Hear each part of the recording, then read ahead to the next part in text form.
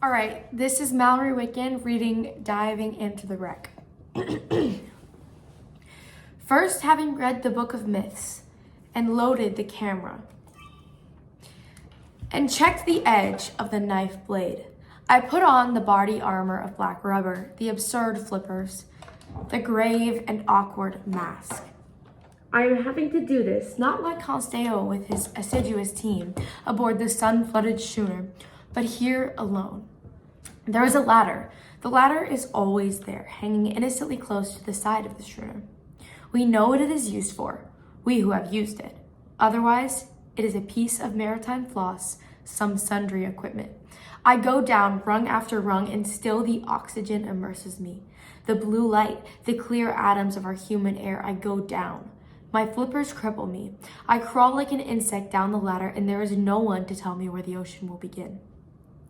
First, the air is blue, and then it is bluer, and then green, and then black. I am blacking out, and yet my mask is powerful.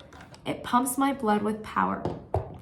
The sea is another story. The sea is not a question of power. I have to learn alone, to turn my body without force into the deep element. And now it is easy to forget what I came for. Among so many who have always lived here, swaying in their crenelled fans between the reefs, and besides, you breathe differently down here. I came to explore the wreck. I came to explore the wreck. The words are purposes, the words are maps. I came to see the damage that was done and the treasures that prevail. I stroked the beam of my lamp slowly along the flank of something more permanent than fish or weed. The thing I came for, the wreck and not the story of the wreck. The thing itself and not the myth. The drowned face always staring towards the sun. The evidence of damage worn by salt and sway into the threadbare beauty. The ribs of disaster curving their ascension among the tentative haunters. This is the place, and I am here, the mermaid, whose dark hair streams black, the merman in his armored body. We circle silently about the wreck. We dive into the hold. I am she, I am he, whose drowned face sleeps with open eyes, whose breasts still bear the stress, whose silver, copper, and vermeil cargo lies obscurely inside barrels, half wedged and left to rot. We are the half-destroyed instruments that once held to a course, the water-eaten log, the fouled compass. We are, I am, you are, by cowardice or courage, the one who finds our way back to the scene, carrying a knife, a camera, and a book of myths, in which our names do not appear. Okay, hey everyone, it's Mallory, and I'm going to be going through my annotations of diving into the wreck, and then we're going to get into my CRD analysis. So I just wanted to talk about some of the things that I thought were kind of interesting and my connections. So starting with the beginning, I connected lies with being the surface and truth being, below the surface. So a book of myths is typically a book of make-believe things, a book of lies. So lies is the book of myths, which lies above the surface. She uses a ton of imagery throughout, describing like what she's wearing, like going down the ladder, the boat itself, which I thought was really important. I thought the ladder she talked about also might have been an allusion to the ladder that women must climb to become successful versus like the elevator that maybe a man would take. I also thought that her mentioning that her flippers were crippling her could have been also like an ode to saying like we're limited, women are limited to this kind of thing. I wanted to note that as she gets closer and closer to the surface, it goes from lighter to darker, which again, I connected darkness actually with being truth, which typically you wouldn't see, but in this, I think it plays out that way.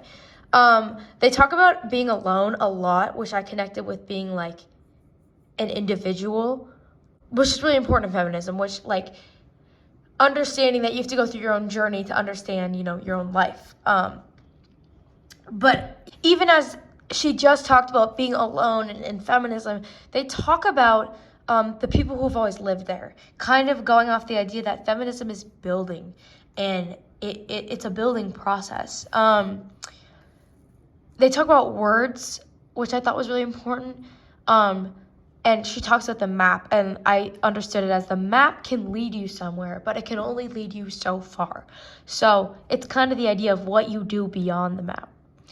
Like I said, they use a ton of allusions and metaphors and personification to describe this situation. She mentions the Book of Myths, like from the beginning, which I thought. A cool thing I also noticed it was she said the ribs of disaster.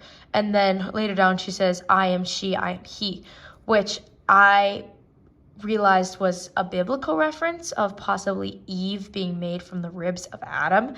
I don't know if this is actually a correlation, but I thought from those two lines it actually could have been. And then they talk about the mermaid becoming the merman in the gender roles. Again, a lot of personification. And at the very end, when she says, we by cowardice or courage, the one who find our own way, as if we make our own destiny. And then it repeats this idea from the beginning of the knife, the camera, and the Book of Myths. But her name and their names do not appear in the Book of Myths because the Book of Myths is false and not truth. And now let's get into CRD. So for my what, obviously a female narrator is speaking, and I said she was speaking indirectly to other women to inspire change and give her own 2 cents of her own opinions.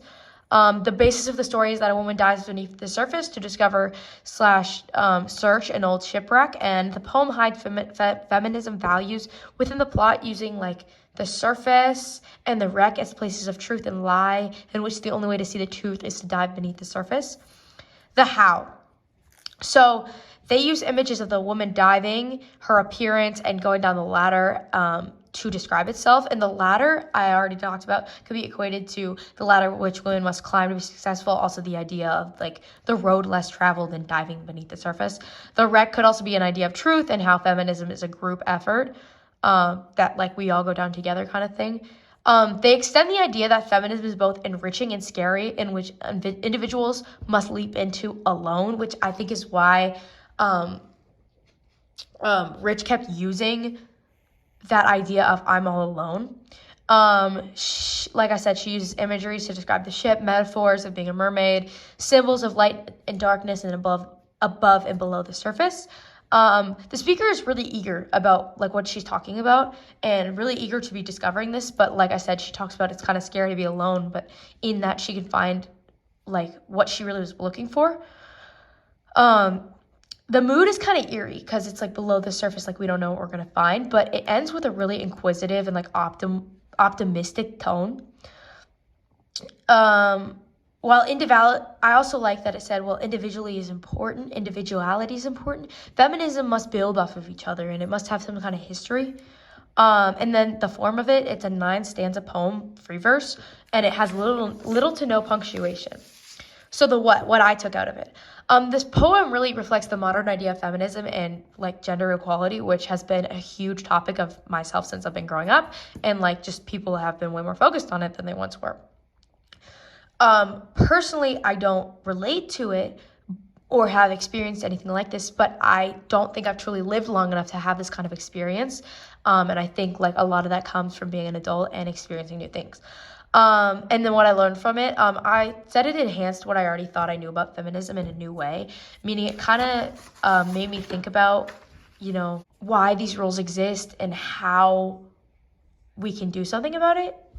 So that is my CRD analysis. Thank you very much.